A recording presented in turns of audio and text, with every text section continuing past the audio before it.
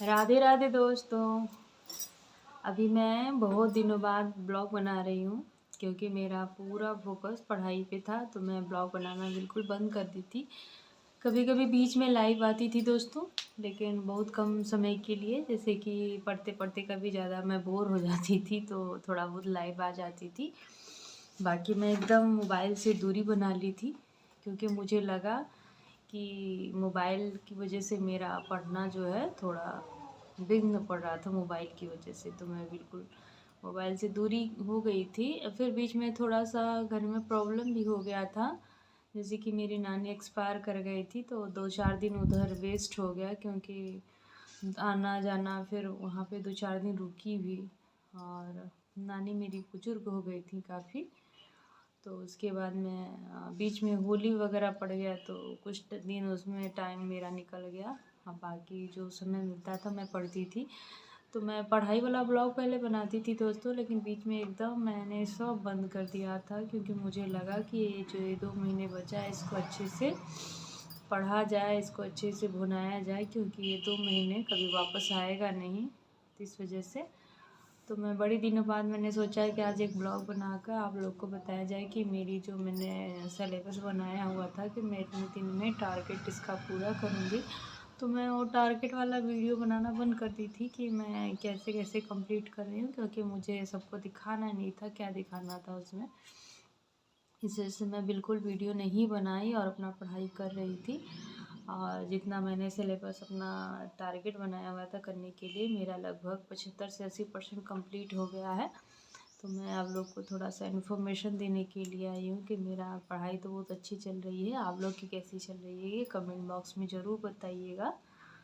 और बाकी अभी मैं बाबूराम सक्सेना का संस्कृत व्याकरण प्रवेशिका जो है, हाँ, उसी को देख रही थी। तो देखते देखते मुझे हुआ कि एक थोड़ा सा ब्लॉग आपके लिए बनाया जाए।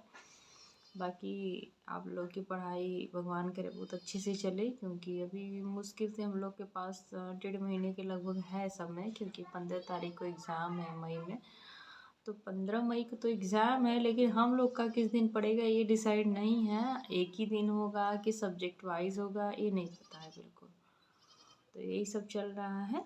बाकी जो है CS सर लेने वाले हैं चक्रव्यूह वाला टेस्ट, तो उसके लिए भी तैयारी अच्छे से हो रही है, क्योंकि अब देना है उनका टेस्ट संडे को जो है। तो इस वजह से उसके लिए भी कमर कसना पड़ रहा है। डर बहुत ज़्यादा लग रहा है क्योंकि CS सर का जब एग्ज़ाम देना रहता है तो बड़ा टेंशन होती है, क्योंकि उनका क्वेश्चन कोई हल्के में नहीं रहता है, बहुत टफ क्वेश्चन रहता है और बहुत घुमा के क्वेश्चन रहता है, सीधा सीधा क्वेश्चन बिल्कुल नहीं रहता है। तो उसके लिए भी अभी डर बना हुआ है। बाकी जो होगा सो मैं आपको बताऊंगी ज़रूर। और आप लोग कैसे हैं बताइएगा।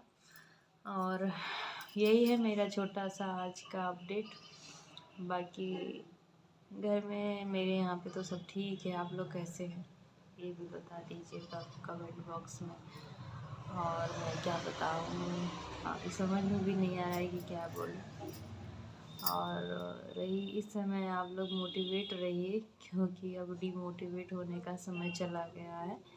क्योंकि एग्ज़ाम डेट आ जाता है तो उसके बाद एक्टिव हो जाते हैं सभी लोग पढ़ने के लिए। जब तक डेट नहीं आया रहता है तो फिर पढ़ने का मन भी नहीं करता है, क्योंकि सेम मेरे साथ भी यही हो रहा था दोस्तों।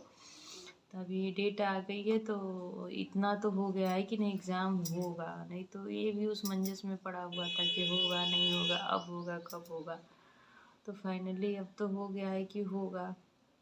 आगे ही जो है 1.5 महीने दबा के पढ़ा जाए, बाकी तो उसके बाद क्या किया जाएगा पता नहीं।